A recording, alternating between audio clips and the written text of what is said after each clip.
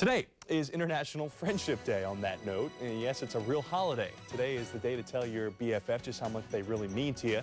And coming up next, we'll learn how important friendships can be in keeping your child on the right path. That's coming up.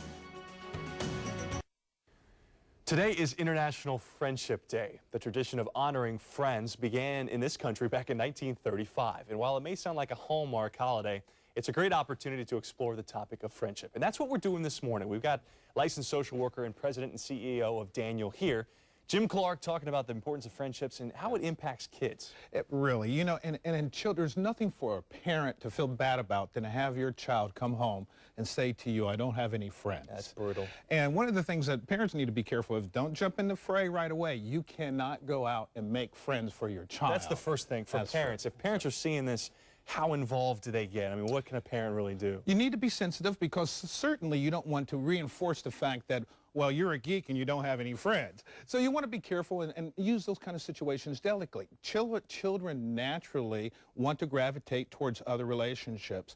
And it's really good to have friendships because we know that children who have friendships emotionally and mentally, they prepare themselves better down the road in life. We also know that it's a great testing period to try to talk about emotions, to control your emotions, to listen to emotions of other people. When you do that, when you have friends, you develop morally, you develop all kind of very beneficial things. So particularly for school-age children, parents don't get panicked, but just look at providing those skills that those children will need so that they can socially interact better. So you offer opportunities for them to play and to socialize, perhaps groups of various sorts if they are interested in art.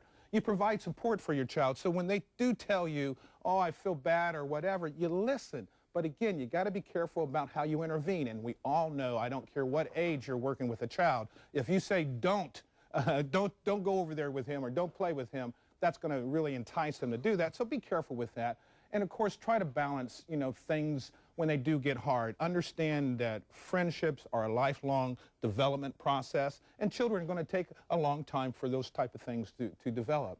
And you show your child, I think the most important thing is how to be a good friend. You know, remember somebody's birthday or talk about your friendships of your partners. I told you, I've recently gone through some tragedies in our life, and I can't believe how many high school and elementary friends, now because we have Facebook and all these social medias, that come back. But the thing to do is to be aware of the age of the child and their maturity level, because we know what happens when you get tweens. This is a tough age. Tweens begin to, that's when social relationships mean more to them. They start to take away or leave their parents' authority. Well, this is when kids start dating as well. Middle school age. Middle school is one of the kids who are, it's a mix of the kids who are kind of immature with the kids who are maybe a little more mature than. Absolutely. It's kind of hodgepodge. You have that hodgepodge, and you want to be careful as a parent because you want your child to have friends, but don't try to make them popular. You know, don't try to push them over to that particular area. One of the things you want to do is, of course, keep them active. The more that kids are involved in a variety of activities, the more that they're going to be able to develop friendships and understand those kind of gives and takes that come. And understand, too, that friendships have ups and downs, and that children need to learn that you will have ups and downs. And, of course, be a good listener always. You talked about the model that parents serve for kids. I mean, kids learn so much from their parents, and you mentioned it. They can learn a lot about friends from their parents being friends with other parents. Absolutely. I think that's one of the things. They're going to always model for you.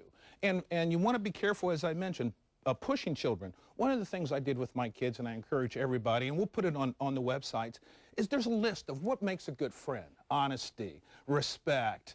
I had this list on our refrigerator because that's kind of our post in our house over the years, and didn't say anything about it, but just had that up there.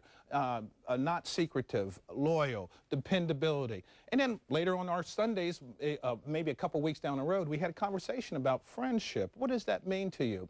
Those are subtle ways to try to influence them about selecting good people, because we know who you associate with has a lot to do with your reputation as well as your outlook on things. Again, that's why it's so important for parents. Give them a variety of things to be involved with. You know, if the parent doesn't have any friends, the kid might be in trouble. Well, that's why you want to make sure you got carpools, church, and all those other kind of activities you can participate in. Lots of avenues. You mentioned Facebook as well. Yes. Hey, if you'd like more information on this topic or other parenting topics, visit the Parent Resources section on danielkids.org. Great website. You can also visit our site where we post a lot of that information, news4jax.com.